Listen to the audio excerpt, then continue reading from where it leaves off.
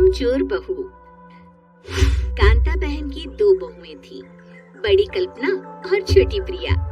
कल्पना का जैसा नाम वैसा ही काम। सारा दिन कल्पनाओं में रहती, न कोई काम करती न कोई धाम। अरे कल्पना बहू, जरा अच्छी सी चटनी पीस दे, आज कुछ मजेदार खाने का मन है। पेट में जलन हो जाएगी माँ जी बुढ़ापे में, और वैसे भी मेरा काम करने का वक्त शाम का है, अब प्रिया को ही बोल दो। इतना कहकर कल्पना वहाँ से चली जाती है। कांता कल्पना के ऐसे रवैये से काफी परेशान रहती है। मैं बना देती हूँ माँ चटनी, ऐसा बोलकर प्रिया माँ को चटनी बनाकर प्लेट में खाने को देती है कि तभी वहाँ कल्पना आ जाती है। अरे वाह चटनी, जरा चख कर तो देखो, बड़े दिन हो गए। अरे नहीं बहू, तू तो रहने ही दे चटनी खाना, पेट में जलन हो जाएगी।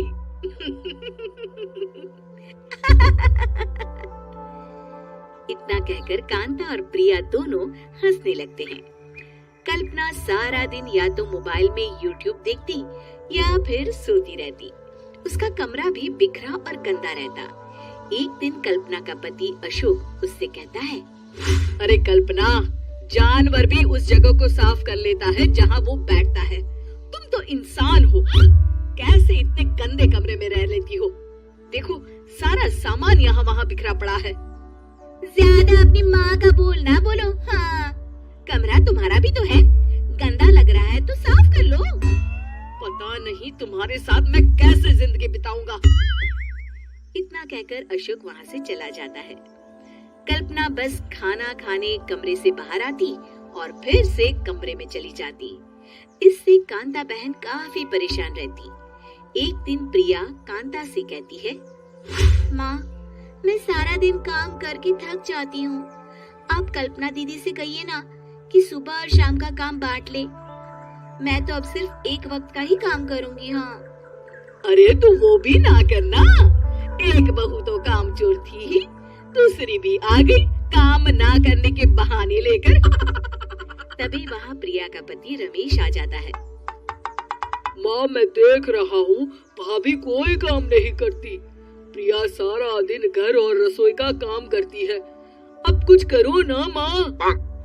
कांता मन में कुछ सोचती है और कल्पना के पास जाती है। कल्पना फोन पर मेकअप करना देख रही होती है। कल्पना, तुम सारा दिन बस मोबाइल देखती हो, घर का कोई काम भी कर लिया करो। प्रिया सारा दिन काम करके थक जाती है, आज से मैंने फैसला किया है, एक वक्त का काम तुम करोगी, सुबह का खाना तुम बनाओगी और रात का प्रिया। आप लोगों ने काम को हुक्का बना रखा है। अरे पता नहीं थोड़ा सा ज्यादा काम करने में आप लोग घबरा क्यों जाती हैं? और हाँ, बहुत ज्यादा प्रिया की तारीफ मत करिए मेरे सामने, बड़ी बहू तो मैं ही रहूंगी। मैं कुछ नहीं जानती, कल सुबह मुझे वक्त से खाना चाहिए, रसोई में आ जाना, वरना कल से तुझे खाना नहीं मिलेगा। अगली सुबह कल्पना रसोई में नहीं आती है। वो देर से सोकर उठती है और बाहर आकर कहती है, अरे भूख लगी है, आज खाने में क्या है? इतनी देर हो गई, आज किसी ने मुझे उठाया भी नहीं, पता नहीं कहाँ है सब। कल्पना को घर में कोई नहीं दिखता। वो रसोई की तरफ जाती है जहाँ बड़ा सा ताला लगा होता है। अरे रसोई में ताला, ओ मैं तो भूल ही गई थी, माँ ने आज से सुबह का खाना मुझे बनाने को कहा था। हे भगवान, इतने लोगों का खाना बनाना क्या आसान है? तभी घर के सारे सदस्य बाहर से वापस आते हैं। वाह माँ जी, मजा आ गया छोले भटूरे खाकर। मेरे मुंह में तो अभी भी स्वाद आ रहा है। अरे कल्पना, तेरे भरोसे रहते तो हम तो भूखे ही रह जाते। कल्पना को बहुत गुस्सा आ जाता है। अब बहुत हो गया, आज से मैं अपनी रसोई अलग कर रही हूँ, मैं अपना खाना खुद बना लिया करूंगी। कल्पना अपनी रसोई अलग कर लेती है, पर आए दिन उसका देर से उठना और काम न करने की आदत से वो भूखी ही रह जाती थी। उसी के सामने घर के लोग अच्छे अच्छे पकवान खाते और कामचोर कल्पना को जैसे तैसे ही खाना बनाकर खाना पड़ता। पर एक दिन तो हद ही हो गई। माँ, दीदी आज सुबह से कमरे से बाहर नहीं निकली, हमें जाकर देखना चाहिए। सो रही होगी कामचोर कहीं की, पर तुम कहती हो तो चलो देख लेते हैं उसे। कल्पना कमरे में पेट पकड़कर बैठी होती है। हाय मेरा दर्द, पेट दर्द के मारे मर रही हूँ मैं।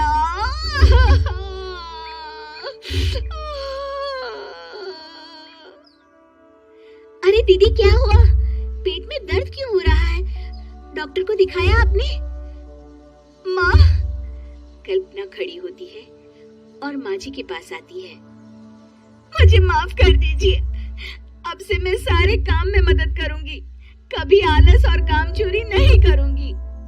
हाँ हाँ, वो तो ठीक है, लेकिन अचानक क्या हो गया जो तू काम करने को तैयार हो गई? कामचोर कल्पना। माँ, लगातार बासी और उल्टा पुल्टा खाना खाने के कारण मेरे पेट में इन्फेक्शन हो गया है।